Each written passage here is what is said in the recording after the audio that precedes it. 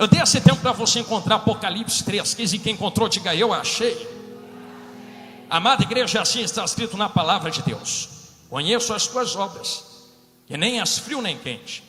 Quem dera fosses frio, ou quem deras fosse quente. Verso 18, apenas a parte A. Aconselho-te que de mim compres ouro provado no fogo, para que te enriqueças. Eu repito, aconselho-te de que de mim compre ouro provado no fogo, a fim de que você enriqueça. Amém. Tome seu assento em nome de Jesus, e eu peço a sua atenção nesses próximos momentos. Prometo não demorar, nem enfadar os irmãos, mas eu preciso construir algo aqui agora. Eu tive aprendendo tanto com meus mestres, professores, pastor Carvalho, pastor Jorge, daqui de Angola, pastor Genival Bento, e eu quero fazer uso de alguns ensinamentos acerca de construções gregos e hebraicos que nós aprendemos com esses mestres aqui esta manhã. Olhe bem dentro dos meus olhos, igreja. Eu conheço que nós estamos vivendo tempos terríveis na face da terra. Não seria leviano da minha parte se eu vos dissesse que nós estamos vivendo os últimos momentos. E nós podemos espremer isso da Bíblia quando nós percebemos os sinais que já tomam conta das nações. Você mesmo pode perceber que no Evangelho de Lucas existe a parábola da figueira, assim como existem outros dois evangelhos. E talvez os outros dois evangelhos não escrevam o que Lucas escreve com mais detalhe. Lucas não escreve apenas acerca da parábola da figueira, sobre a figueira, mas ele diz acerca também de outras árvores que se preparam para o verão. Então, enquanto dois evangelhos mencionam apenas a figueira, que teologicamente muitos mencionam Israel, Lucas faz questão de dizer que não apenas Israel seria, posso colocar esta palavra, impactado pelos sinais dos últimos tempos, mas também todas as outras árvores que estão em volta da figueira, fazendo um direcionamento a todas as outras nações. Então o sinal de últimos tempos não seria propriamente dito apenas Israel, embora Israel seja o mais importante, mas Angola também passa, Brasil também passa, América, África, Oceania, Europa, todos serão impactados pelos sinais dos últimos tempos. E nós podemos encontrar esses sinais em Mateus 24, do verso 1 em diante. E eu sei que vocês são de Bíblia e conhecem acerca dos sinais, terremotos, maremotos, não preciso chover no molhado, perseguição e esfriamento do amor, pregação do evangelho, levantamento de falsos profetas. Acerca de todos esses sinais que perseveram nesse último tempo, o tempo a qual nós estamos vivendo, talvez exista um sinal que se destaca dentro de Mateus 24, que seria a perseguição à igreja. E eu sei que eu estou falando a pessoas aqui nesse continente tão amável, que talvez tenham vivido coisas que nós na América ainda não vivemos. Eu sei que enquanto vocês olham daqui para a América do Sul ou Latina, vocês enxergam algumas coisas esquisitas e estranhas acontecendo, e de fato estão. Há alguma perseguição contra a igreja, sim, mas todos somos conhecedores de que aqui na terra-mãe, na África, existem perseguições muito mais pesadas contra a igreja. E talvez estas perseguições contra a igreja sejam um dos principais sinais que se levantam nesse último tempo. Acerca disto eu quero proclamar aos irmãos que isto não é algo leviano, não é um zero à esquerda. Existe um porquê da perseguição. E que fique muito claro a quem tem olhos para me olhar e ouvidos para ouvir, que tudo é permissividade de Deus, ou seja, é Deus quem permite. Eu vou abrir um parênteses muito rápido, 10 segundos para você entender que até quando Satanás se levanta, não é porque ele quer se levantar ou se permitiu se levantar. Ou você não lembra de Jó, que Satanás tem que se apresentar diante de Deus, e talvez Satanás receba permissão não da terra, mas de Deus. Era como se Deus estivesse dizendo: Satanás, toca na família. E o ouro? Não, ainda não, agora toca no ouro. E a saúde? Ainda não, agora toca na saúde. Vocês percebem, Jó, que Deus dá níveis de toques a Satanás. Então nós damos muitas vezes poder ao diabo que ele não tem, porque até o cão ruim é como um cachorrinho na coleirinha de Deus. Deus abre a mão, solta, depois puxa de volta dizendo: não mandei tu tocar lá, volta de volta para o canil.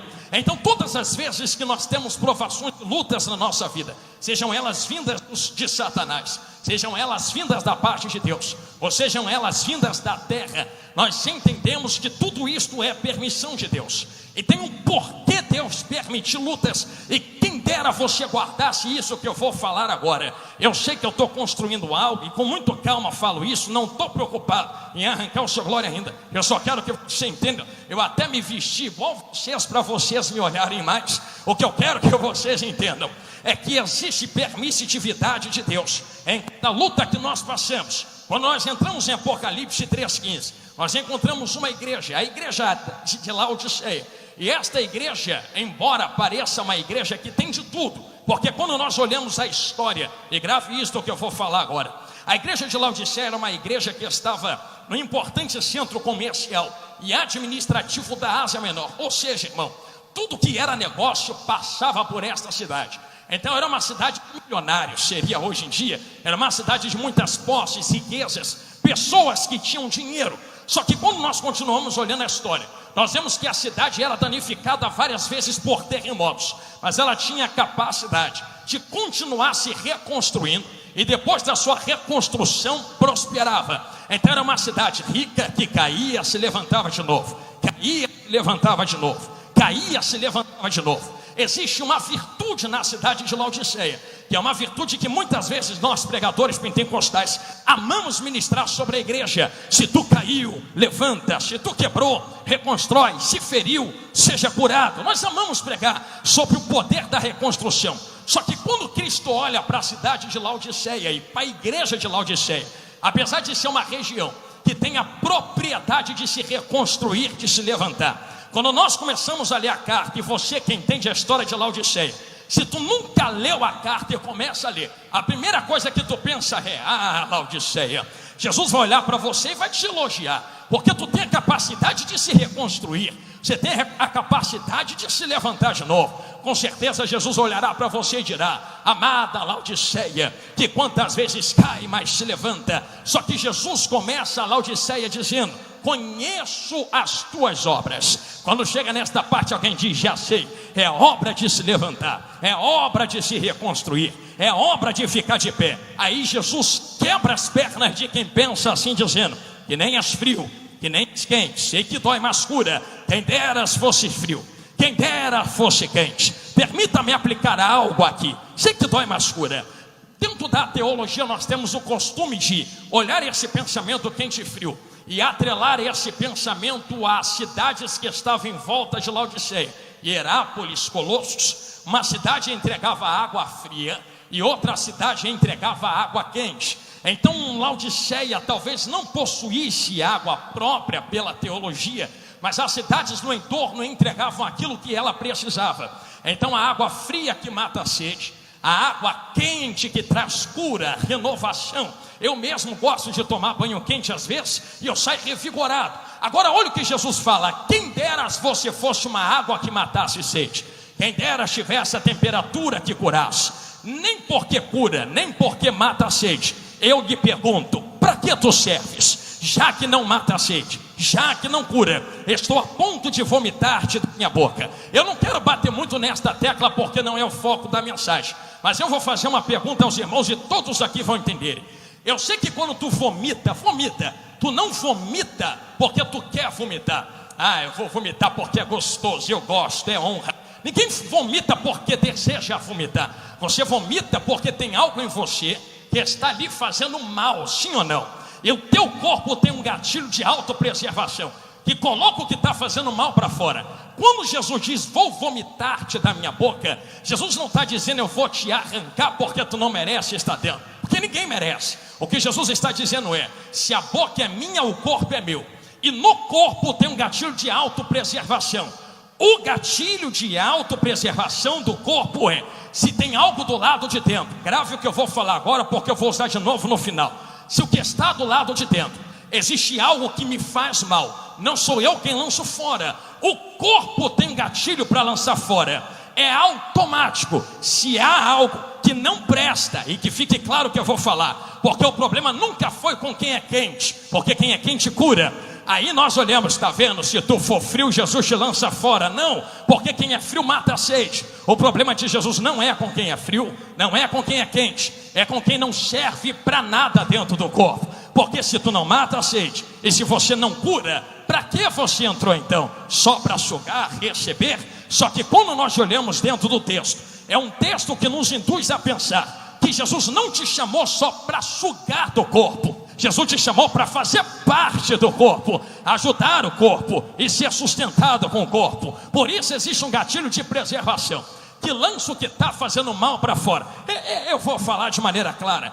Tu já viu crente que diz assim: eu parei porque não me receberam, eu não fui mais porque não me encaixaram, eu não fui recebido bem no meio, alguém não me olhou na cara, não me deu a paz do Senhor, é por isso que eu saí. Não saiu, foi vomitado. Só que todas as vezes que é vomitado, o vômito geralmente coloca a culpa no corpo e nunca entende que era ele mesmo quem estava fazendo mal para o corpo. Entenderam na esquerda? Vocês são de Bíblia, hein? Direita também é. Eu sei que vômito geralmente não culpa a si mesmo, culpa outros. E se você encontra alguém que vive apontando o dedo para outro, mas nunca apontou o dedo para si mesmo, é porque foi lançado fora pelo gatilho de autopreservação do corpo. Você quer ver só como quem não aponta para outros, mas aponta a si mesmo, é diferente. Isaías, capítulo 1 ao 5, você vai ver Isaías pegando esse dedo aqui, ó, e dizendo assim: ai da Babilônia, ai da Síria, ai dos israelitas, ai de Judá. Quando chega no capítulo 6, eu sei que tu é de Bíblia, o dedo que estava apontando para todo mundo faz o quê?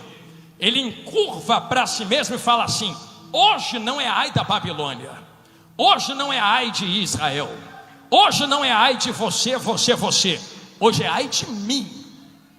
Mas por que é que ele está dizendo ai de mim? Começa lendo Isaías 6 que tu entende o porquê. No ano em que morreu Reusias, não foi Babilônia, não foi Israel, não foi Síria, eu vi a glória do Senhor. Irmão, quem vê a glória do Senhor não fica perdendo tempo com esse dedão dizendo ai de ti, ai de ti, ai de ti, ai de ti. Quem vê a glória, entende quem é diante de Deus, começa a dizer assim: ai de mim, ai de mim, ai de mim. Eu nem merecia estar aqui dentro levantando a mão para dar glória. Era para eu estar dentro de um caixão debaixo de 7 palmos de terra, mas a graça me alcançou aonde a mão do homem não ia. Me arrancou da bebida, me arrancou do adultério, me arrancou do cigarro, me lavou no sangue do cordeiro, me colocou sentado entre os príncipes, só para hoje eu poder levantar a mão e dizer: eu não sou vômito, eu sou lavado, remido, salvo, curado no sangue do cordeiro. Aleluia! É Jesus grandão da Galileia, me ajuda, Jesus. Eu vou falar igual o pastor Carvalho. Irmão, eu preciso ensinar antes de pregar um negócio aqui, senão a gente acelera e vai embora. Quem me ouve, diga amém.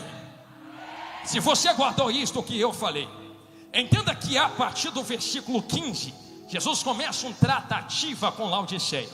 No verso 18, aconselho-te aqui de mim, e eu vou aproveitar com isto. Obrigado, profeta. Eu vou fazer uso como os outros pastores fizeram. Se puder botar aqui atrás para o povo de Deus acompanhar. No verso 18 está escrito na parte A: aconselho-te que de mim compris ouro provado no fogo, para que te enriqueças. É engraçado pensar isto, e eu não fiz menção do verso 15 à toa. Eu repito aos irmãos que são de Bíblia, que o verso 15 faz menção a águas, não ouro. Só que a mesma propriedade que esquenta a água derrete ouro. Algumas águas são retiradas da terra, águas termais, e não vem quente porque querem vir quente, vem quente porque existe algo incandescente no centro da terra que as esquenta. Enquanto um fogo aceso ou magma esquenta as águas termais. Eu sei que tu já esquentou água em casa, e tu fez o que para esquentar água em casa? Acendeu fogo, não foi? Tu não consegue esquentar água olhando para a água e pedindo para ela ficar quente. Tu esquenta a água acendendo fogo. O mesmo fogo que esquenta a água e fervilha a água é o mesmo fogo que derrete ouro, só que em temperaturas diferentes. A 100 graus Celsius nós conhecemos que a água ferve. E com algumas temperaturas a mais, nós conhecemos que o ouro perde a sua estrutura e derrete. Agora, existem algumas traduções que levam por um lado, mas eu vou fazer igual o pastor Carvalho, o mestre, e o pastor Jorge, que tanto nos ensinaram aqui. Quero ser fiel ao original do texto. O fogo que derrete esse ouro não derrete à toa. Quando nós olhamos o verso 18, reparamos que algumas palavras saltam aos nossos olhos. E a primeira palavra ou verbo é compre. No verso 18, você entende que ele te dá um conselho. E o conselho que ele te dá não é fica forte, fica firme, fica em pé. A Laodiceia que nos serve aqui esta tarde é que compre, só compra quem tem algo.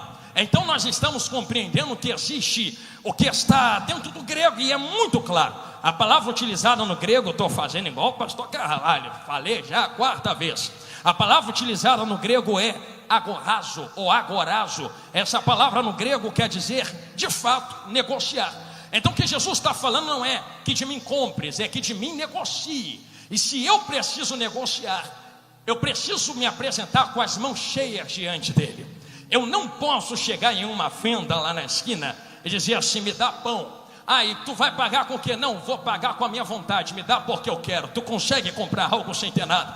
Da mesma forma, só dá para eu receber algo dentro desse texto se eu tiver algo a apresentar a ele.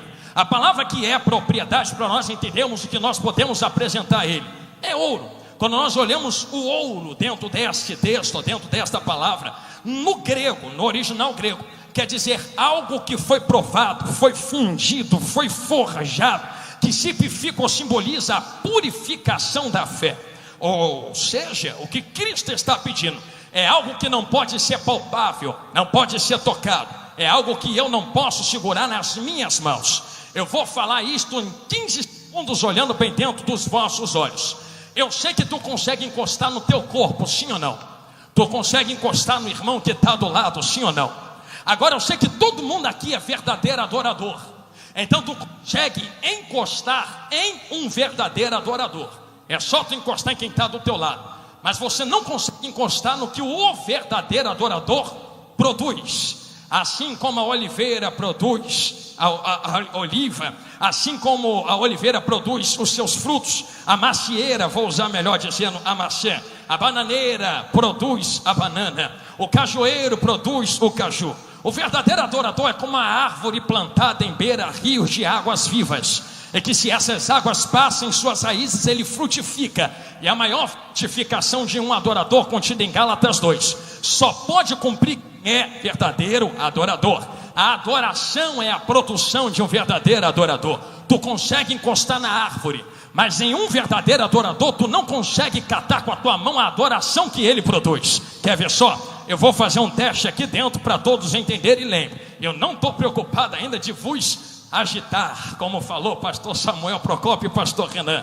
Eu vou falar com clareza. Quer ver só? Levanta as suas mãos assim para o alto com carinho. Levantou? Eu vou pedir que você só fale uma palavra, que é adoração a Deus. Só diga assim, glória a Deus. De novo, glória a Deus. Agora que tu que está de mão levantada, eu vou pedir para tu gritar a terceira vez, e tu tenta pegar o glória a Deus. Vai, 1, 2, 3. Tu conseguiu pegar? Está aí na tua mão. Mas quem está sentado no trono de glória recebeu aquilo que tu não toca. É algo que eu não pego, mas eu produzo. É algo que eu não toco, mas eu produzo. E só quem não pode ser tocado recebe aquilo que eu produzo e não pode ser tocado. Mas eu toco Deus. Tu vai tocar Cristo um dia, porque Ele tem corpo glorificado. Mas foi Deus quem disse na boca de Cristo: o Pai é Espírito. Tu não consegue tocar um Espírito, mas um dia você estará diante dEle, olhando nos olhos dEle, na face dEle, ao trono dEle. Se eu não consigo tocar Deus, eu vou falar com clareza para ninguém pensar que é coisa da minha cabeça. Eu não o toco, mas é como o vento. Tu não sabe de onde veio, tu não sabe para onde vai, mas você vê o efeito que o vento faz quando ele passa. Entender aqui, vou falar olhando para lá agora, profeta. Porque um dia Jesus conversava com Nicodemos. Nascer de novo é como o vento que tu não sabe de onde vem. Da onde Deus veio? Te desafio a responder que não dá. Deus veio do céu, e antes do céu veio da onde? veio da eternidade. Eternidade não tem começo, então tu não sabe de onde ele veio, tu não sabe para onde vai. Para onde Deus vai? Vai para a eternidade. Eternidade também não tem fim, então tu não sabe de onde ele veio, tu não sabe para onde ele vai, mas tu ouve a sua voz. Tu não vê, tu não toca, mas você sente o efeito quando ele se manifesta dentro da igreja. Quer ver? Olha o que acontece quando o vento sopra aqui dentro da CAP, ó.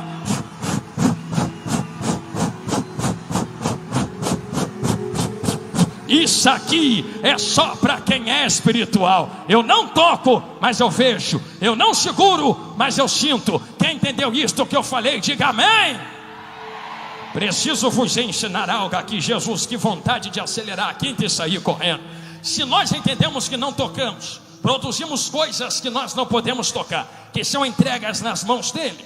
Apocalipse 3:18 faz menção à provação de fé. Fé não é algo que eu toco, não consigo segurar minha fé, mas é o que mantém Pedro de pé sobre as águas quando Cristo chama. É por isso que Satanás não tenta te combater. O que Satanás faz é influenciar o ambiente externo para você perder o que te mantém de pé do lado de dentro. Irmão, você nunca entendeu que no texto Pedro saiu, já está caminhando na direção de Jesus, e o vento está soprando, mas está caminhando. E quando é que afunda? É quando o vento aumenta? Não, é quando entra o medo. E tirando os olhos de Jesus e olhando pro vento, o medo combateu a fé. Medo também não é palpável. Quando aquilo que eu não toco vem combater aquilo que eu produzo e não pode ser tocado, eu tenho que decidir se eu olho para as minhas dificuldades ou se eu continuo com os olhos focados naquele que me chamou para a obra. Se eu fixar os olhos em Cristo, a fé me sustenta sobre as águas. Se eu arranco os olhos de Cristo, a fé não me suporta, não me sustenta porque falhou. Logo o medo toma conta e me afunda para dentro das águas. Se tu entende que o ouro provado, ou ouro refinado, ou ouro fundido, ou ouro forjado, é um ouro que traz a provação da fé, tu começa a entender que a palavra ouro refinado, ou refinado, quem ainda está me ouvindo, diga glória a Deus. Só vai comendo Bíblia. No grego é piró ou piró. O que é isto, pastor Jonathan Carlos? Eu procurei algumas palavras com cautela, mas a que mais saltou diante dos meus olhos para refinado dentro deste contexto é isto aqui, ó: repleto de fogo, repleto de fogo, repleto de fogo. Repleto é cheio, repleto é completo, repleto é possuído, repleto é inundado. Só que não inunda com água, inunda com fogo. É fogo dentro, é fogo fora, é fogo em cima, é fogo embaixo, é fogo do lado, é fogo do outro, é fogo à frente, é fogo atrás, é fogo longe, é fogo perto, é fogo quem está na esquerda, é fogo quem está na igreja, é fogo quem está aqui dentro, é fogo quem está lá fora. Repleto de fogo, é um ouro repleto de fogo. Qual é a ideia de um ouro repleto de fogo? Eu não pego a minha aliança aqui, não é de toda de ouro, mas me permita a minha vaza, vou tirar aqui para exemplificar para eles. Tu não vê a minha aliança pegando fogo no mundo físico. Se tu pudesse olhar no mundo espiritual, algo tratado como ouro que pega fogo seria ardendo no fogo. Então como é que a palavra está dizendo que é repleto de fogo se não está pegando fogo? Pela cor que possui. Você está vendo que tem um amarelo que salta aos teus olhos. Esta cor deduz que foi purificado, que foi santificado, que foi limpo. Isso aqui não está sujo, isso aqui não tem impurezas, foi purificado, refinado, aprovado. Posso utilizar um texto para exemplificar o que eu estou falando. O comentário de alguém chamado Falsetti, pastor Falsetti, diz que quando Jesus cita Temim, ele cita alguém que tem fontes de riqueza insondáveis. Efésios 3:8. Embora que ele é uma fonte inesgotável, quando ele aplica ouro provado, é de fato um ouro que foi purificado, possuído, passado em sua pureza pelo fogo. É por isso que concluímos que existe algo. Agora vou falar igual o pastor Jorge. Agora eu quero começar a pregar. Existe algo que purifica aquele ouro. O que é que purifica o ouro, pastor Jonathan Carlos? Quando nós vamos à natureza, e eu sei que os irmãos aqui em Angola têm extração de ouro, mas 15 minutos eu chego onde Jesus mandou. Quando nós vemos a extração de ouro, pode perguntar para quem minera ouro se o ouro vem puro da natureza. Não vem. Quando você tira a pepita de ouro da natureza ela vem cheia de impurezas. É rocha, é terra, é galho, é tudo que na sua formação foi se entranhando na estrutura. O que é que o ourives faz quando pega o ouro da natureza? Leva para dentro da casa de transformação, acende fogo, coloca o ouro em um recipiente, e a primeira coisa que ele faz: vou marcar uma reunião para acender fogo. Depois que o fogo esquenta, o ourives olha e fala assim: está muito pouco fogo ainda, mais fogo, fogo, fogo, fogo, fogo, fogo, fogo, fogo, fogo. Aí ele olha de novo e fala: não, tá pouco fogo ainda, mais fogo, fogo, fogo, fogo, fogo, fogo, fogo, fogo, fogo, fogo. Só que tu pensa que acontece o que quando o fogo pega? A primeira coisa que acontece com o ouro, ele começa a perder sua estrutura e vai derretendo, derretendo, derretendo, derretendo. Derreto no fogo, derreto no fogo, derreto no fogo. Quando o ourives olha o ouro derretido, ele diz: tu tinha estrutura, mas tinha coisas entronizadas na tua estrutura que eu precisava arrancar e tirar fora. E não se arranca pedindo, se arranca derretendo no fogo. Aí veio o pastor Ismael junto com o pastor Gaspar, ligaram para mim enquanto eu estava indo de Londres para Roma e disseram: pastor Jonathan Carlos, vamos ter um congresso chamado Remanescentes em fevereiro, tu pode vir? Eu disse: eu posso. Aí o pastor começou: vamos orar. Para quê, pastor? Para acender fogo, fogo, fogo, fogo, fogo, fogo, fogo, fogo, fogo. Quando tu entrou aqui dentro, a primeira coisa que Jesus fez não foi te dar chave, carro, dinheiro, foi isso? Claro que não. Primeira coisa que ele fez foi: tiro as tuas estruturas. Quando tu perdeu as tuas estruturas, ao ponto de você fazer igual eu na segunda ministração, a gente caiu arrebatado porque não aguentava mais o poder de Deus aqui dentro. E eu estava lá no chão dizendo: não tenho mais estrutura nem para ficar de pé. Aí ele enfia a mão dentro do ouro derretido e vai tirando as impurezas. Tira as impurezas, tira as impurezas, tira as impurezas, tira as impurezas. Depois que purifica o ouro, ele solidifica o ouro. Pega o ouro que está puro, levanta o ouro, bota na mão para todo mundo ver e diz: está vendo? Era ouro antes, mas não brilhava porque tinha algo que não deixava. Mas agora eu purifiquei, lavei no poder do fogo da minha palavra. É por isso que nós podemos brilhar na glória. Eu vou deixar você dar glória porque eu vou dar um gole na água aqui. Preciso molhar a minha garganta. Aleluia.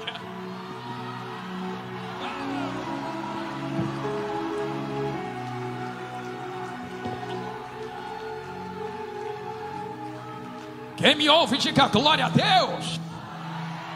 Tome seu assento, igreja. Estamos chegando a algum lugar. Prometo não demorar muito mais. E olha aqui. Existe uma purificação no ouro. Amém ou não amém? E esta purificação é feita pelo fogo.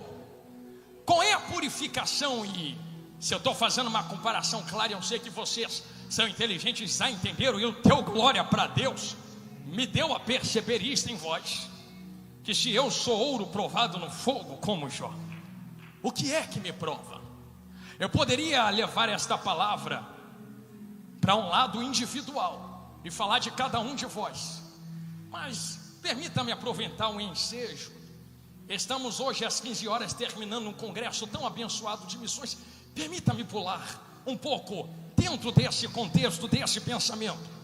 Permita-me atualizar de que o ouro não é o Jonathan ou só um dos irmãos, mas todo o corpo de Cristo. E se é um corpo que é comparado a um ouro provado no fogo, qual é o ouro que purifica esse corpo?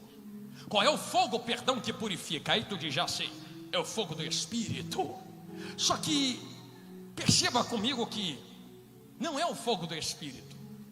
O Espírito Santo, e eu vou falar isso aqui de Bíblia, ele não permanece em uma casa se a casa tiver impurezas. É só você ler Ezequiel, aonde o Espírito ou a glória do Senhor vai se retirando de dentro do templo. E por que se retira? Porque Deus não aceita compartilhar a sua glória com ninguém. Se Deus não aceita compartilhar a sua glória onde há impureza de todo tipo, O Espírito Santo se retira, fica onde há um processo contínuo de santificação. Então repare que, e eu vou falar isso aqui, irmão, entenda, não é heresia. Vocês não são 100% santos. Ah, por que não?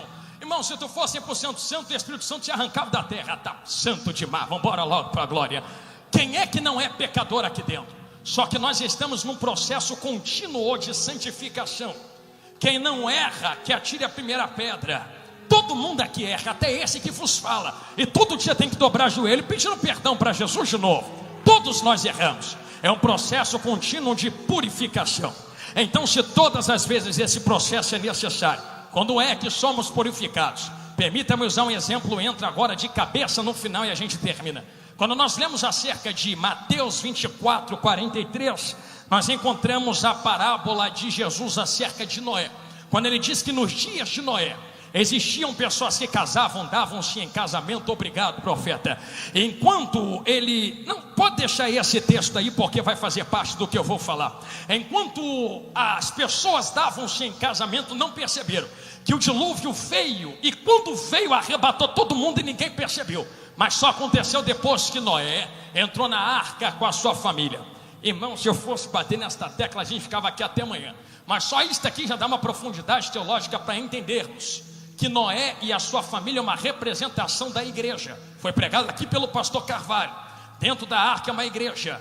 Eu te pergunto e vai desmontar meio quilo de teologia fajuta aí fora. Noé fica no dilúvio? Noé entra na arca e não morre no dilúvio.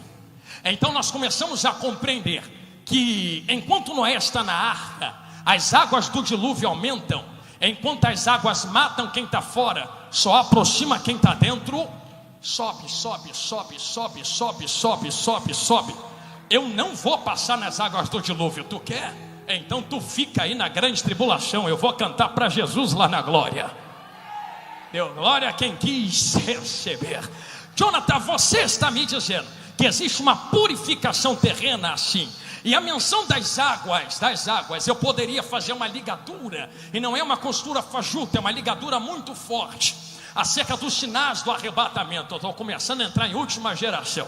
Os sinais do arrebatamento seriam as águas que vão subindo aos poucos. Aos poucos. A chuva já está caindo e vai subindo. Até a hora que não percebem, são tomados. Não de surpresa, mas de tristeza.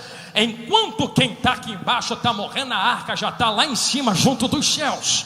Então vocês percebem que existe algo que purifica. Só que Noé e a sua família não participam disso que purifica.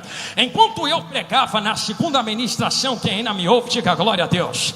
Só vai comendo Bíblia. Eu dizia que em Apocalipse 22, 17, daqui a pouco a gente volta nesse texto, profeta. Eu dizia que existem duas chamadas. A primeira chamada é da noiva, está escrita ali, que diz para Cristo, o Espírito e a noiva dizem para Cristo, vem. E a segunda chamada é aquele que tem sede, venha. Quem tem sede não é quem está aqui dentro, quem tem sede é quem está lá fora. Então existem duas gerações. A primeira geração, o primeiro povo, melhor dizendo, é quem está aqui dentro e chama Cristo. O segundo povo é quem está lá fora e chama quem está aqui dentro para matar a tua sede. Então aqui dentro clama para quem está lá em cima, e quem está lá fora clama por quem está aqui dentro. Só que lembra que novamente, eu repito e coloco isso aqui com muita clareza, que se o mundo convoca esta igreja para entregar o que esta igreja tem, passa a se saciar com o que nós produzimos, matam a sede com o que nós produzimos. Nas palavras daquele que me antecedeu neste altar, e estou indo para o final agora, existem muitos falsos que são produzidos, mas também existem verdadeiros que mantêm de pé muitos que não estão entre nós aqui agora. E quando nós negociamos ouro com Cristo, enquanto Cristo faz esta menção individual a nós, eu adquiro uma fé pura, uma fé purificada e limpa. O que é que o mundo negocia? Se tu é ouro purificado, e agora o mundo quer possuir quem está aqui dentro, ou receber daquilo de quem está aqui dentro. Nós começamos a observar e começamos a poder encaixar em um texto. E observe que eu estou encaixando com muita cautela isto aqui no vosso coração, que o mundo recebe a igreja, mas não recebe porque quer. Porque a própria palavra de Deus diz, em João capítulo 15, versículo número 18, embora o mundo mate a sua sede. E isso aqui não estou falando da boca para fora, eu sei que acontece aqui porque também acontece no Brasil. Persegue, persegue, persegue. Quando precisa, a primeira porta que bate é a tua. Estou com fome, demônio pegou, bruxo se levantou, estou passando necessidade, ora por mim, me dá uma palavra de ânimo. Primeira porta que bate é a tua, porque conhece quem tu é diante de Deus. Pessoa íntegra, pessoa de caráter, ouro purificado no fogo. Por isso o mundo deseja o que temos. Mas olha o que está em João 15:18. Se o mundo vos odeia, quer o que tu tem, mas odeia quem? Quer o que tu tem, mas odeia quem tem. Quer o que tu tem, mas odeia quem tem. Se o mundo vos odeia, sabei que primeiro de que a vós odiou a mim, disse Jesus. Eles não odeiam você, odeiam porque tu tem e eles não têm. Tu possui, eles não possuem. Tu mata a sede e eles são saciados. Tu é luz e eles são trevas. Tu vai e eles não podem ir. Se tu tem, vocês são odiados por possuir algo que o céu colocou dentro de cada um de vós. Mas fiquem tranquilos, porque Jesus não termina aí. Se vós fosseis do mundo, estão odiando vocês, da glória, significa que vocês estão no mundo, mas vocês não são do mundo. Se vocês fossem, o mundo te amaria, mas como o mundo te odeia, odeia porque tu não é daqui. Se não é daqui, é de onde? A arca vai subir, vai subir, vai subir, vai subir. Eu não te pedi isto até agora, já porque uns 10 levantaram a mão no meio da igreja. A mão que levantou, vai abaixando devagarinho no ombro do teu irmão, assim. Isto, dá uma balançada santa. Terminei de pregar agora. E diga assim: sei que tu está com fome, sei que tu está cansado, mas diga: não deixa o cansaço do teu corpo tirar de você a alegria de que a qualquer momento, até mesmo enquanto o pastor Jonathan Carlos está suando, pregando para nós, poderia ser agora o toque da última trombeta. E se Jesus voltasse agora, agora eu vou pregar. Como é que ele te encontrava aqui dentro? Se encontrava sentado na cadeira dizendo: é muita luta? Ou te encontrava pipocando, saltitando de glória, relampeando de poder aqui dentro, dizendo: eu estou na luta, mas eu vou para o céu. Eu estou na prova, mas eu vou para a glória. Estão me perseguindo, mas eu tenho aquilo que o mundo não tem. Só quem tem aquilo que o mundo não tem, de graça recebi, de graça vos dou. Só quem é livre para levantar a mão para adorar.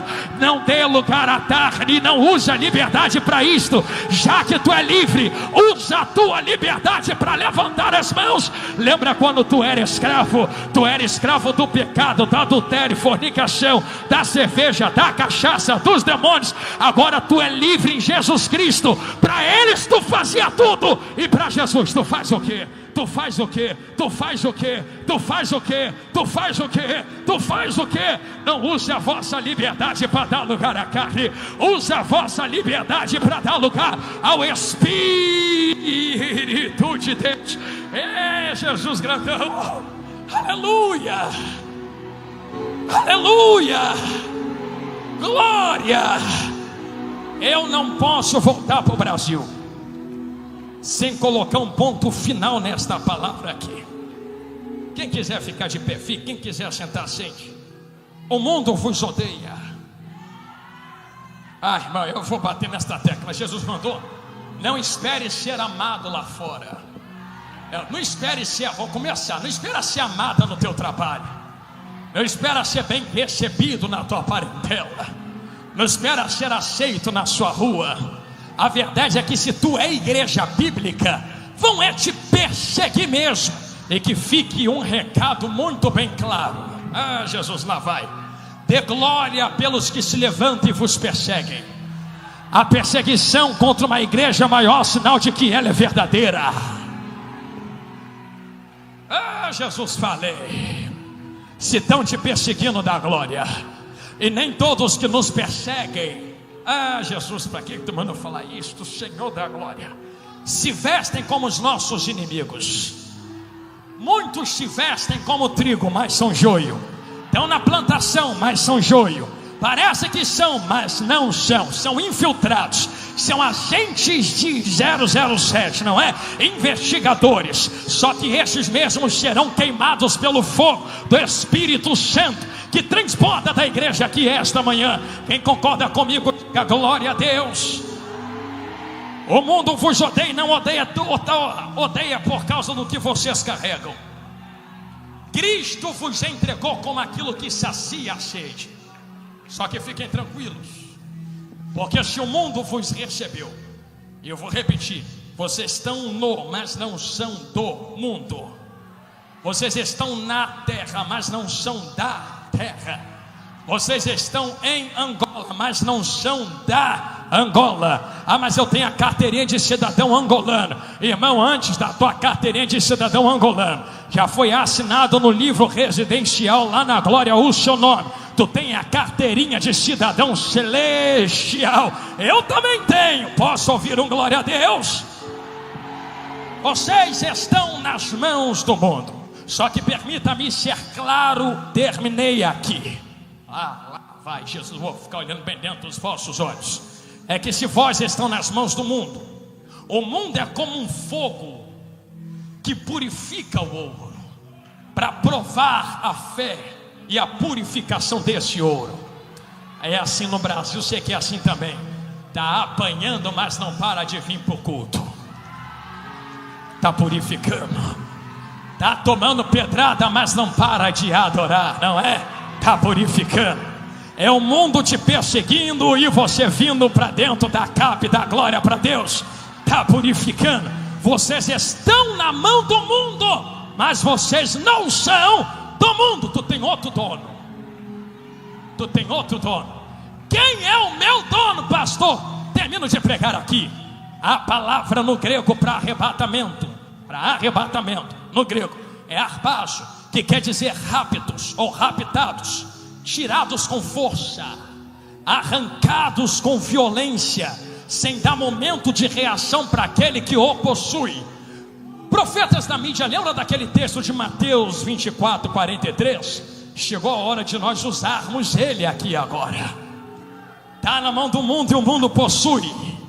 Só que Jesus não tem mais negociação com o mundo. A negociação foi lá na cruz do Calvário.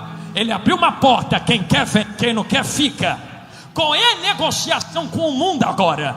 Se o mundo tem nas mãos algo que não é dele, Jesus não vem para o mundo dizendo: me dá por favor. É arpazo, é arrancar com força, é ir lá na mão e tirar com violência. Me dá aqui que isso aqui nunca foi teu, me dá, toma. Mas espera aí, pregador, se Jesus toma, vai parecer um ladrão. Mateus, tu entendeu, por isso ficou de pé. 24, 43. Mas considerai isto: se o pai de família soubesse a que vigília da noite havia de vir o ladrão, vigiaria e não deixaria minar a sua casa. Por isso, estai vós preparados também, porque o Filho do Homem há de vir a hora em que não pensais. Jesus virá como um ladrão para o mundo, raptar a igreja da terra. Fechei a Bíblia. Só que a terra não vai o conhecer só como um ladrão. A terra hoje o conhece da seguinte maneira: alguém que foi crucificado, alguém que morreu, alguém que tomou cravo na mão, alguém humilhado, alguém que tomou cuspo, alguém que foi traído. O mundo até o conhece como o cordeiro mudo que foi a matadouro. Mas naquele grande dia, a igreja será arrebatada. A igreja entrará no tribunal de Cristo. A igreja será as bodas do cordeiro, até que a sétima trombeta tocará. Estou botando meu celular no bolso. E sétima trombeta não é a última trombeta. Última trombeta é para a igreja, a sétima é para a terra. Pregador, que é que tu está falando? Olha lá o que tu vai falar. Falei e falo de novo. A última é só para a igreja, a sétima é para a terra. A última é resgate, a sétima é juízo. Na última você sobe, na sétima você desce para governar. Na última Jesus vem como um ladrão. Na sétima ele vem montado no cavalo branco. Os seus olhos são como chama de fogo, os pés são de latão reluzente, e na coxa dele vai estar escrito um negócio para quem não o conhece finalmente conhecer: Rei dos Reis. Já que tu levantou a mão para dar glória a última vez, primeira e última que eu vou te pedir isto agora: segure a mão de quem está do teu lado aí. Me dá só esta chance. Permita-me agitar agora em mim. Existe um fogo que purifica este ouro. É o fogo da aprovação. Só que o fogo que arde aqui dentro não é só o da aprovação. Permita-me aplicar algo e a gente ora agora, prometo, diante da liberdade que me foi dada. Eu sei que existe um fogo que prova, e dentro da Bíblia existem vários tipos de fogo, não largue da mão. O fogo que prova, qual é o fogo que prova? Israel está no deserto, andando, deseja voltar ao Egito para comer pepino e cebola. Deus manda fogo. Fogo para quê? Para matar. Fogo que mata, mata, mata, mata, mata, mata. Só que Deus não manda só fogo que mata. Porque quando Deus chama Moisés para cima do monte, Ele diz assim: eu quero ter uma reunião contigo. O povo sai da tenda, olha para cima e vê fogo, porque era a glória de Deus. Então existe o fogo que mata, que purifica, mas também tem o fogo que enche de glória. Você já até sabe o que eu vou falar, assim não tem graça. Qual é o fogo que enche de glória, pastor Jonathan Carlos?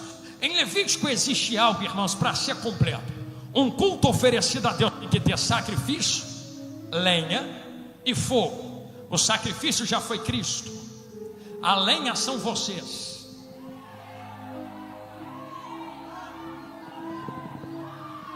Espera aí, se já tem lenha, já tem Cristo, está faltando fogo. Só que o fogo que desce aqui é diferente, porque o fogo que desce às vezes para matar nos purifica. Agora, qual é o fogo que está ardendo aqui no meio desse culto, pastor Jonathan Carlos? É o mesmo que ardeu na sarça. Arde, mas não consome. E quem está no meio do fogo é preservado pelo fogo que arde. Irmão, se tu vê ouro derretido, Jesus amado, depois que ele derrete, ele pega fogo. O ourives tira ele vem pegando fogo. Mas como já está derretido, não tem mais para onde ir. Então ele não piora nem melhora, já chegou no estado que deveria estar, e só arde no fogo. Ele carrega fogo com ele. Por isso o ouro derretido no fogo é o ouro que carrega e reflete, está repleto de fogo. Eu me lembro bem do pastor Jorge pregando, Jorge Batista aqui, e ele citou algo que o Espírito me ordena citar agora. Está de mãos dadas. Eu lembro que ele citou Atos dos Apóstolos, quando alguém chega em uma praia e há pessoas que acendem uma fogueira, sim ou não? O fogo está apagando, só que é esse fogo que mantém quem está ali vivo. Porque se o fogo apaga, um monte morre na beira. Então, para que não haja morte, entenda o que eu estou falando. Tem gente que está lá sentado na beira da fogueira, que poderia estar indo ajudar Paulo e não vai. Cruza o braço e fala: vai tu e traz bastante graveto para acender fogo. Você não entende que se você não catar, tu também morre no meio do manto? Só que Paulo é daquele tipo de gente, pastor Ismael, pastor Gaspar, que bate no peito e fala assim: é melhor um comigo do que 100 ao meu lado que não faz nada. Então nem que eu tenha que ir sozinho, eu vou catar graveto para botar nessa fogueira. Aí vem Paulo catando graveto, pastor Ismael. Cata dali, cata de cá, irmão. Meu Deus, olha lá o que vai fazer. Cata daqui, cata de lá, cata dali, cata de cá. Está trazendo os gravetos. Vocês conhecem a história. Quando sente o que, irmão? Quando sente ser catado, quando sente ser levado, ou quando sente o calor do fogo? Quando é que a víbora se manifesta? É quando sente o calor do fogo. Então, pastor Ismael, nós chegamos à conclusão de que enquanto estamos catando gravetos, e pastor, o que é graveto? Não vai dar tempo de falar, mas rapidamente, é como galhos enxertados em uma oliveira ou uma videira, ou seja, no que tu quiser, como o pastor Bento pregou muito bem aqui no primeiro dia. Imagine Paulo catando esses galhos gravetos. Não dá para saber o que é que. A noite é escura, estou longe da minha fogueira. Então vem tu, vem tu, vem tu, vem tu, vem todo mundo, vem vindo, vem vindo, vem vindo. Só que nisto de trazer todos para dentro do fogo, quando me aproximo, o pastor já entendeu, da fogueira, existe algo que se manifesta no meio. Eu não sei aqui quem já viu víbora, principalmente da terra de Malta, onde Paulo estava dizendo e escrevendo. Na noite não tem como diferenciar, porque ela tem o mesmo tamanho de galho, a mesma aparência de galho, se mantém imóvel como galho, está no meio dos galhos, inserida nos galhos, penetrada entre os galhos estão reunidos e a víbora está lá no meio, escondida, só vendo, observando, anotando, passando informações. Eu estou olhando, eu estou vendo, como faz, como é, como procede, para onde vai, o que acontece, quem falou, o que falou, como se nós programássemos o que iríamos falar, não é? Como se não fosse o Espírito Santo de Deus que pega a boca do homem e faz o que quer na hora que quer. Só que enquanto estão inseridos olhando, o fogo está crescendo, o fogo está crescendo, o fogo está crescendo, o fogo está crescendo. Vai chegar uma hora que víbora escondida de galho não vai aguentar o calor do fogo, ela vai se manifestar. Vou falar igual tu, varoa, vai queimar no meio desse mistério aqui. A primeira coisa que ela faz, pastor Ismael, se prepare, pastor Ismael, é com muito carinho, pai, que eu digo isto. Eu fiz menção a pai Ismael antes do senhor chegar. Com muito carinho eu lhe digo isto ao senhor e ao pastor Gaspar. Se prepare, porque quanto mais o fogo acende, é isto aí, mais víboras se manifestam para morder mãos, não largue da mão não, daqueles que estão carregando graveto. Só que fica tranquilo, lembra que eu disse que vocês estão na terra, mas não são da terra. Então o que é da terra não tem poder de afetar quem não é da terra.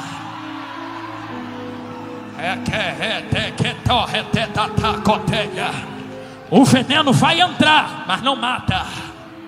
A picada vai chegar, mas não derruba. A víbora se manifesta, mas não vai colocar esta obra no chão. Vai falar, vai soltar veneno, mas vai ter que ver os gravetos indo para o meio do fogo. Por isso eu pedi para tu catar na mão de quem está do teu lado. Hoje nós vamos fazer um sacrifício aqui dentro. Sacrifício de quê, pastor Jonathan? De víbora. Vai ter muita víbora assada no fogo. Se tiver aqui dentro, tiver na rua, na internet, vai cair por terra agora.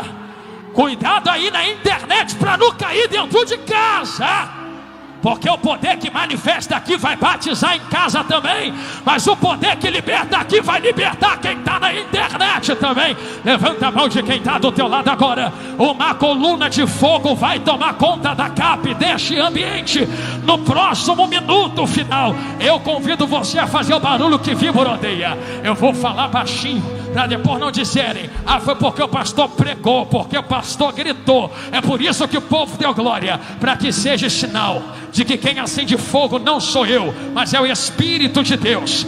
Quanto mais lenha, mais o fogo pega. Quanto mais lenha, mais o fogo pega. Quanto mais lenha, mais o fogo pega. Quanto mais lenha, mais o fogo pega. Tu tem 1 minuto para acender essa fogueira na temperatura máxima aqui dentro. Olha o ouro derretendo e a víbora acendo. Já tem coluna de fogo tomando crente entre nós agora.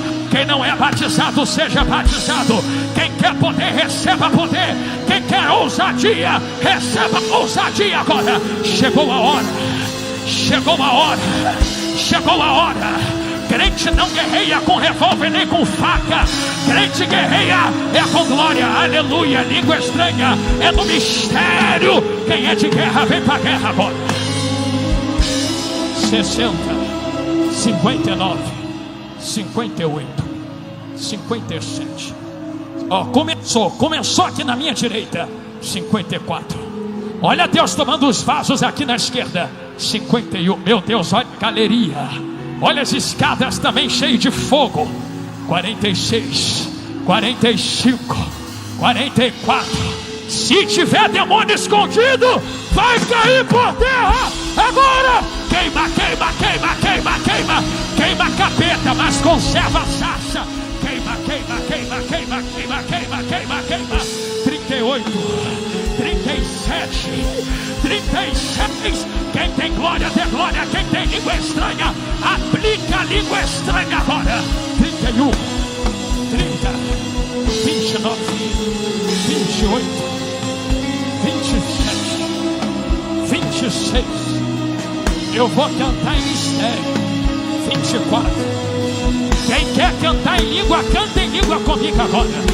21, 20. Catacote elevadará, catacote refa. Anacadacote renancho que te. Abadará, catacote relestia. Enentequeteia.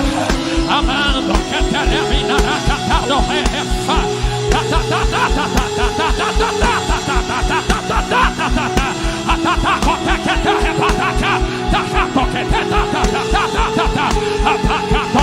Isso é coisa de louco mesmo. Quem quer receba, quem quer receba, quem quer receba, quem quer receba, quem quer receba. Já sinto o cheiro de cobra queimada, mas eu também sinto o cheiro de graveto pegando fogo. Olha lá, olha lá, olha lá, olha lá, olha lá. Essa é a Angola que eu conheço. Esse é o povo angolano que eu conheço. 15, 14, 13, 12, 11, 10, 9. Jesus vai arrebatar crente em glória agora. 8, 7, 6, 5, 4, 3, 2, 1. Olha o barulho de graveto estalando no fogo. Ó.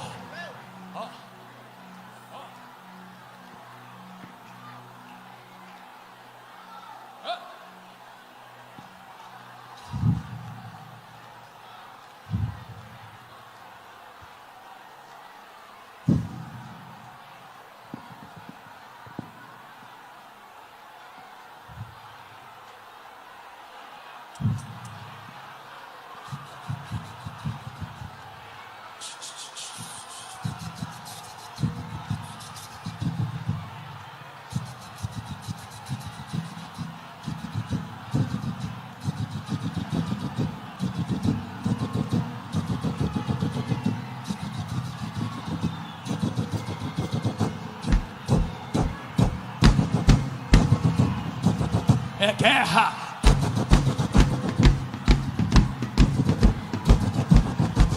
Sejam elevados num novo nível espiritual e profético, aonde víboras não conseguem suportar o calor do fogo que Deus acende entre nós. Nesse exato momento, uma glória profunda toma conta do ambiente. Aonde houver 2 ou 3 que podem abrir a boca e receber desse mistério, tu não sai daqui mais o mesmo. Tu sai uma tocha acesa na mão de Jeová. Toca fogo, toca fogo, toca fogo, toca fogo, toca fogo, toca fogo, toca fogo, toca fogo. Quem tem, tem, quem não tem, receba, receba, receba, receba, receba, receba, receba, receba, receba, receba, receba, receba, receba, receba, receba, receba, receba. Entoa, meu filho, entoa. Yahweh Sabaoth, Yahweh Sabaoth, Yahweh Sabaoth, Yahweh Sabaoth, ministra, Sabaoth, Yahweh Sabaoth, Yahweh Sabaoth, oh Yahweh.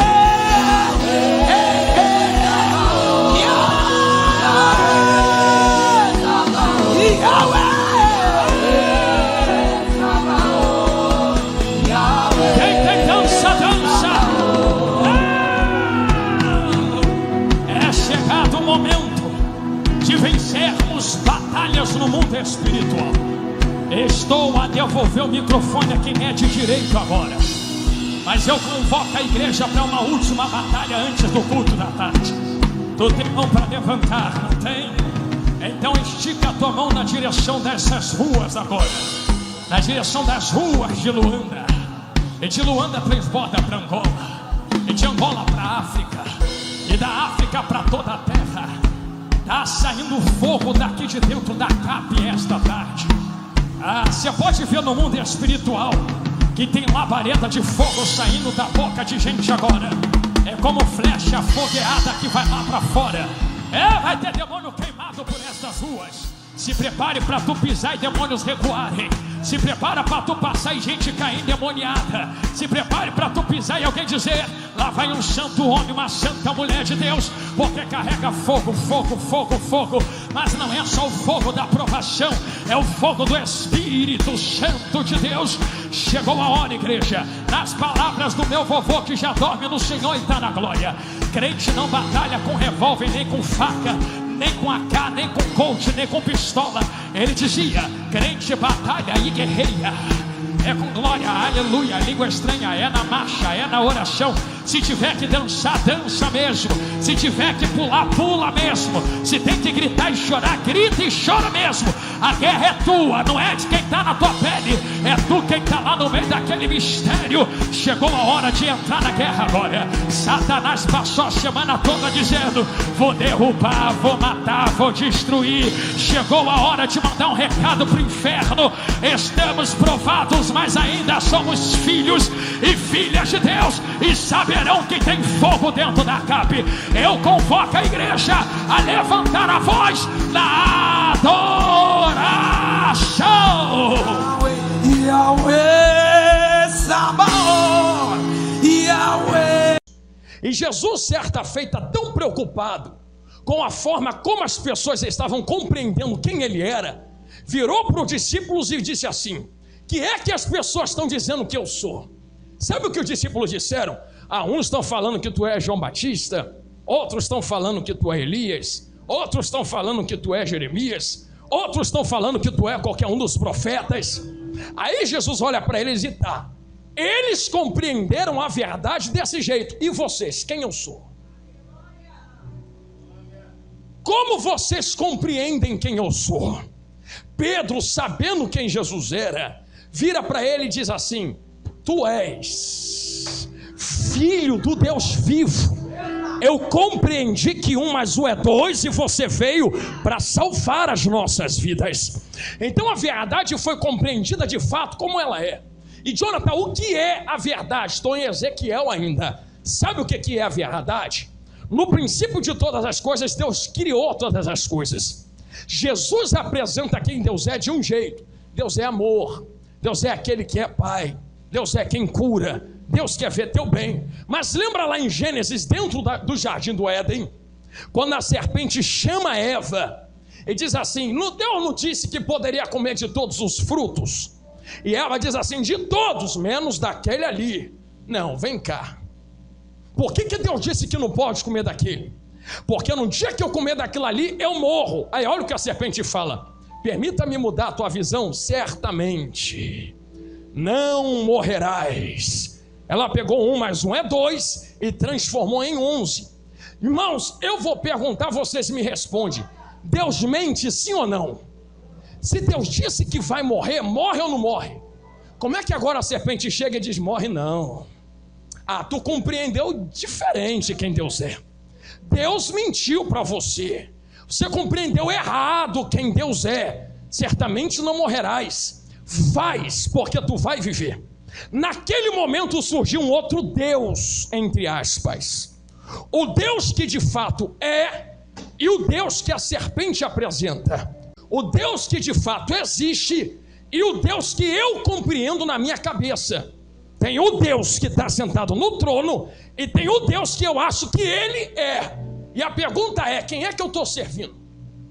O Deus que está no trono ou o Deus que eu acho que o do trono é? Vou perguntar de novo isso aqui que eu gosto que tu pensa mesmo. Na minha cabeça se apresentou um Deus diferente. E agora tem 2 deuses para eu servir. Tem um Deus que existe mesmo, que criou todas as coisas. E tem um Deus que você acha que ele é. Tu está servindo quem?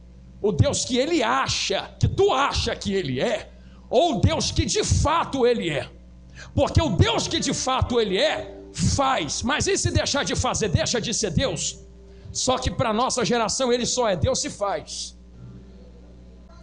Para a nossa geração, Deus é Deus que abre porta. E se a porta não abrir? me decepcionei com Deus. Não, Deus ainda é o mesmo. O teu Deus a quem tu serve é que está errado. Vou abrir um parêntese e já volto na palavra. Lembra de Moisés? Vem comigo dentro da Bíblia. A mensagem muitas vezes tem sido corrompida em nós, e já não estamos mais passando a devida mensagem. Olham para nós e já não nos enxergam mais como uma diferença na terra. Eu pregava outro dia para quase 12 mil jovens e dizia para eles: o mundo pensa que amar é aceitar tudo. O mundo acha que amar é concordar com o que eles estão fazendo. É exatamente o contrário. Amar é discordar, porque tu sabe para onde as atitudes levam. Então como é que tu diz que ama e continua deixando fazer, se tu sabe para onde vai, se continuar fazendo o que está fazendo? Quem ama encara com a verdade. Olha, não faz não. Ah, tu está falando porque me odeia. Não, eu falo porque te amo. Se eu te odiasse, apoiava o que tu está fazendo. Se eu te odiasse, apoiava o que tu está pecando. Mas por ver o que tu escolheu e saber o destino desse caminho, é que eu prego santidade.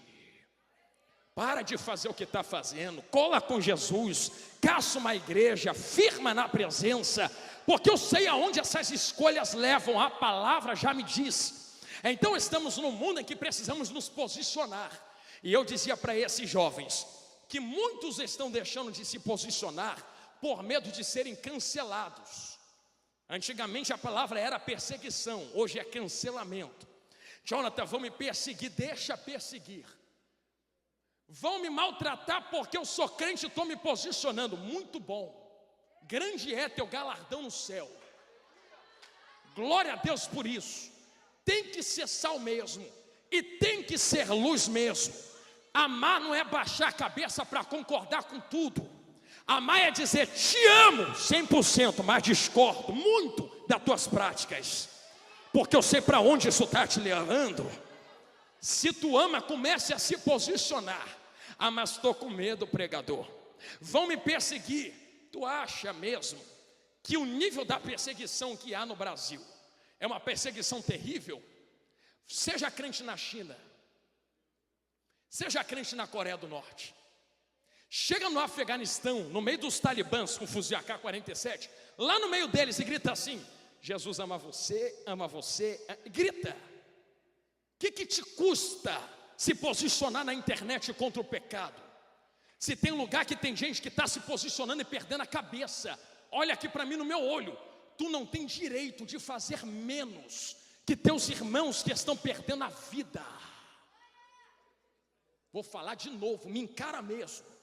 Tu não tem direito de fazer menos do que teus irmãos que estão morrendo na mão dos talibãs, na mão dos comunistas, na mão da China e da Coreia do Norte, na mão do Afeganistão, para exalar o evangelho. E tu se esconde, podendo se posicionar do Brasil. Que crente é você? Quero viver em paz, pregador, quero passar e ir embora. Estamos em guerra. Escolheu o lugar errado para estar em paz. Paz é só no céu. E a guerra está terrível contra Satanás. Tu tem 80 anos de guerra pela frente. Então é melhor começar a se posicionar desde agora. Senão o capeta vai ganhar terreno em nosso meio. Estamos diante de uma posição em que precisamos salgar essa terra. E quem falou isso não fui eu. Toma a Bíblia. Foi Jesus quem abriu a boca para falar. Ah, tu quer ser sal, né? Salzinha. O que adianta sal se não salga? Ah, tu acha modinha ser luz, né? O que adianta ser luz se não ilumina? Ah, tu acha bonitinha botar roupa e entrar na igreja, né? Tá aqui para quê? Não se posiciona, não influencia nada, não prega para ninguém, não ganha ninguém, não exala o evangelho com a tua vida. Tá aqui fazendo o quê? É sal só para dizer que é sal? Salgue. Porque quem é sal e perde a capacidade de salgar, olha o que ele falou: não presta para mais nada. Não, Jonathan, é pesado. Reclama com Jesus então, foi ele quem disse. Jesus falou isso, e muito bem falado. Só serve para ser pisado pelos homens. É por isso que vivem te colocando no canto de escanteio. Tu não pode falar nada disso de mim, porque eu sou dona do meu nariz. Chega neles e fala: tu foi criado para exalar a imagem do Criador. E quem não exala essa imagem não presta para mais nada, né? Quem falou foi Jesus Cristo de Nazaré. E detalhe, sei que vai doer, mas vai curar. Você viu Jesus descendo no texto dizendo: espera aí, fica aqui um pouquinho que eu vou limpar a casa para você. Viu isso? Era como se Jesus estivesse dizendo: se quiser, pode até estender a mão, mas eu não te entrego a limpeza, eu te entrego a vassoura. Não, vamos de novo, né? Eu não te entrego limpeza, te entrego vassoura. Varre tu, limpa tu, arranca tu. Vai doer, gente, mas vamos lá, vai dando glória que desce melhor. Por que, pregador? Eu cansei de dar conselho para jovem que chega até mim e diz assim: eu não consigo vencer o pecado. Claro, Jesus não te deu graça para vencer pecado. A Bíblia diz resistir ao diabo, pecado não. Resistir ao diabo e ele fugirá, e o pecado foge dele. O problema é de jovem: eu vou orar muito e venço o pecado, eu vou jejuar muito e venço o pecado. Continua orando, continua jejuando, mas sabe o que Cristo fala de pecado? Se o teu olho te fizer pecar, tu fica com ele? Arranca fora. Melhor entrar sem olho no reino do que tendo olho ir para o inferno abraçar o cão ruim. Se o teu braço te faz pecar, continua com ele? Serra fora, minha filha. É melhor entrar no céu sem braço do que tendo o braço ir para o inferno. Sabe o que Jesus estava falando? Aonde te faz pecar? O que é que te faz pecar? Quem é que te faz pecar? Se tu sabe que é o celular que te faz pecar, não arrancou fora, por que ainda? É porque é iPhone 11, pregador. Problema. Quer ir para o inferno de iPhone 11?